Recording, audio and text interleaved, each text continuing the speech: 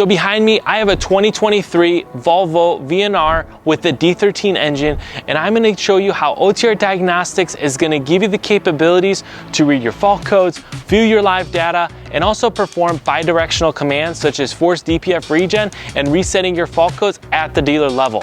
So let's get started. So the first thing you want to do is you want to plug in OTR Link 2 adapter inside the diagnostic port, which is located in the kick panel on the left-hand side.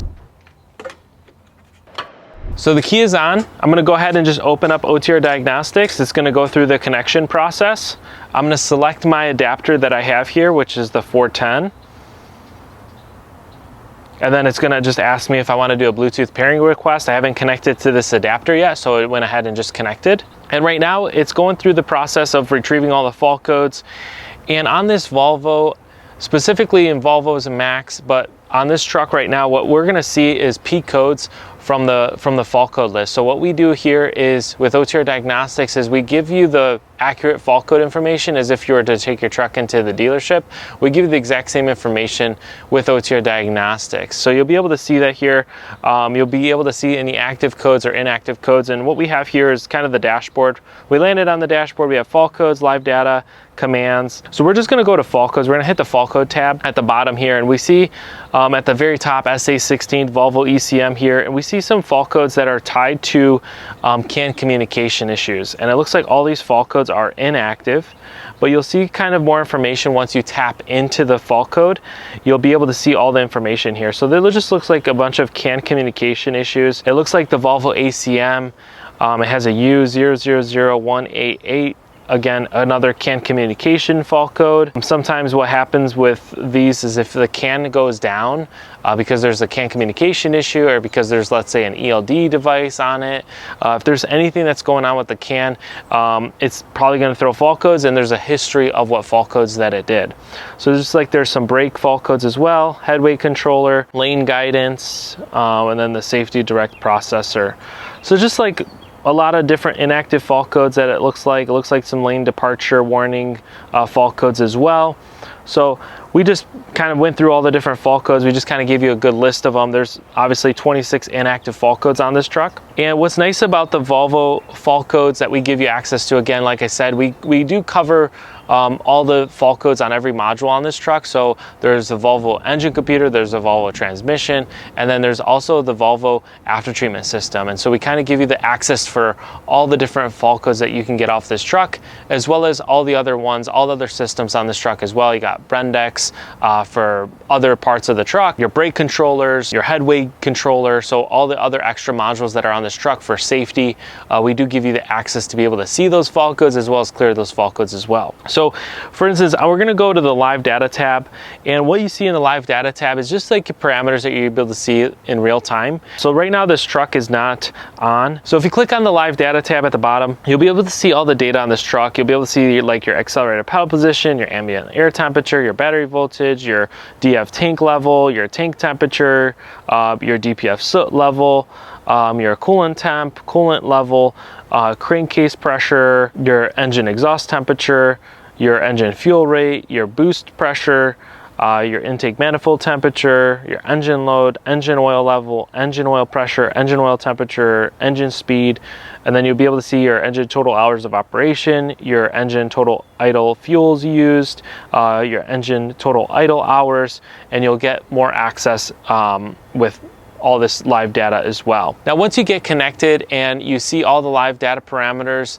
next you might wonder like, okay, how's my truck doing? Can I do any type of commands? And what we're gonna do is we're gonna walk through all the different commands that we have available as well. So we have reset fault codes under the reset fault code menu, and this is going to reset all the modules on this Volvo truck.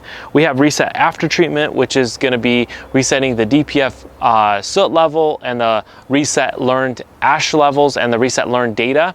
So if you replace certain sensors on your truck, you would definitely need to hit this reset, because we are resetting the reset learned data when we do this reset. And then we also have capability of running 3 different regens on a Volvo truck. We have reset forced DPF regen, forced SCR regen, and then we have the crystal crystal sublimation regen. Once the crystal sublimation regen or the forced STR regen or the forced DPF regen, you want to make sure that the truck is running and we're going through that process of initiating the regen. And once it's initiating the regen, we just want to make sure that the regen, once it's started, it just stays live with the truck. So with OTR Diagnostics, when you initiate the regen, you want to make sure that the phone is open, that the phone is connected to the truck, and we want to make sure that we don't like walk away, because it will stop the regen on a Volvo truck once the regen process has started. So we're going to go ahead and just show how a forced DPF regen works, and we're just going to go ahead and start the truck, let it idle. Now we're going to want to make sure that the truck is up to temperature, and we're going to want to make sure that the forced DPF regen, once we go through that process, we start it, and then we can go ahead and let the truck run through the regen. And we can always, as well, for Volvo, we can stop the regen as well. Let's say now is not a good time to stop the regen. We would obviously go through and make sure, you know, once you start it, you want to let it go through the entire regen process. Let's say you want to stop it prematurely, you can hit the stop regen button on the Volvo, and you can stop it prematurely if, let's say, you want to stop the regen process before it finishes. So we're in the commands menu. We'll click force regen. We'll click force DPF regen. We'll hit continue, and then start force DPF regen. So it says attempting to start regen, and then what you'll hear behind me is the regen RPM increasing. Now, if the RPM is not increasing, it's because that there's potential issue with the truck. So right now it says, did the engine RPM increase to 800 RPM or more? If yes, the regen started. If not, then obviously no, RPM did not increase. Because you could have active fault codes, engine is not warmed up to operating temperature, or inhibit conditions that preventing a regen, where it's not idling, your park brake is on, some other way. If you have a failed regen, we always recommend turning the key off for 1 minute and trying again. So what we're gonna do is just go to the dashboard and just see what the coolant temperature is. And I think we're trying to start the regen with the coolant temperature not being at the appropriate level. So right now the engine coolant temperature is 100 degrees Fahrenheit. So we're just gonna wait for this truck to come up to temp, and then we're gonna go ahead and start that forced DPF regen again, just to show you that it is working once the truck is warmed up.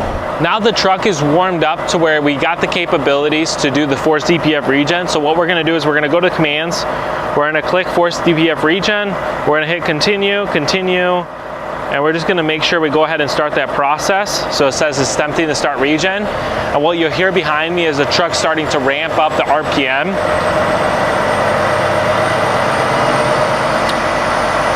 And here it did start the forced DPF regen. So we're gonna go ahead back onto the dashboard, and what you'll notice is that the RPM did kick up to about 1100 RPM.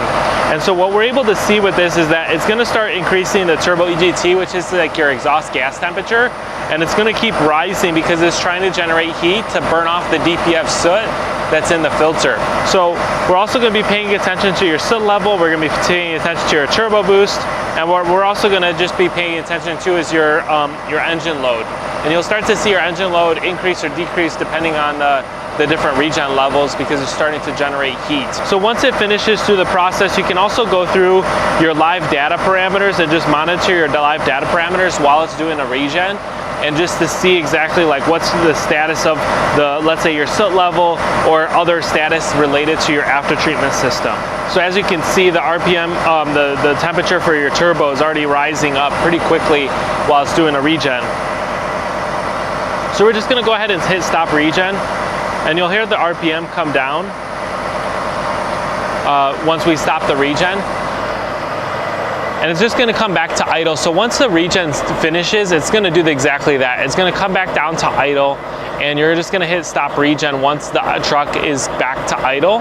And what you'll notice is the truck is gonna need a cool off period of time. So once you finish a regen, just let the truck cool off, give it another 10 minutes, let the truck exhaust temperatures come back down before you turn off the truck. That ensures that the system is just cooled off in order for you to go ahead and just turn off the truck. Just gonna go ahead and turn the truck off. With OTR Diagnostics, you also have the capabilities to view history. So as you use OTR Diagnostic, all the history, all the fault codes and commands that you do with OTR Diagnostics is stored in a cloud. And what that means is it gives you capabilities to, so if you reset the fault codes on this truck and you plug into it again, we store all the past history of this truck into the cloud so you can reference it later. What's nice about this functionality is that if you reset your fault codes today, and let's say you take your truck into the shop, well, you would want to know what fault codes you cleared with OTR Diagnostics. And that's what the fault codes, the history tab of OTR Diagnostics gives you the capability of doing. So you can go to the main dashboard, there's a bottom section where it says history. And when you see there is all the fault codes that were stored, whether it's in the last 90 days or 30 days or even today. And you'll be able to see all the different fault codes that was stored. And once you can even click on those fault codes and to see more information. So if you ever wonder what the issues are or what the issues were in the on the previous connection, you can go ahead and do that using the history section of OTR Diagnostics. So I just showed you the capabilities of OTR Diagnostics on this Volvo VNR behind me. So we went over viewing your fault codes, viewing your live data, and also viewing all the different commands that we have available. You can check it out at otrperformance.com to get an updated list on coverage and capabilities. Thanks for watching.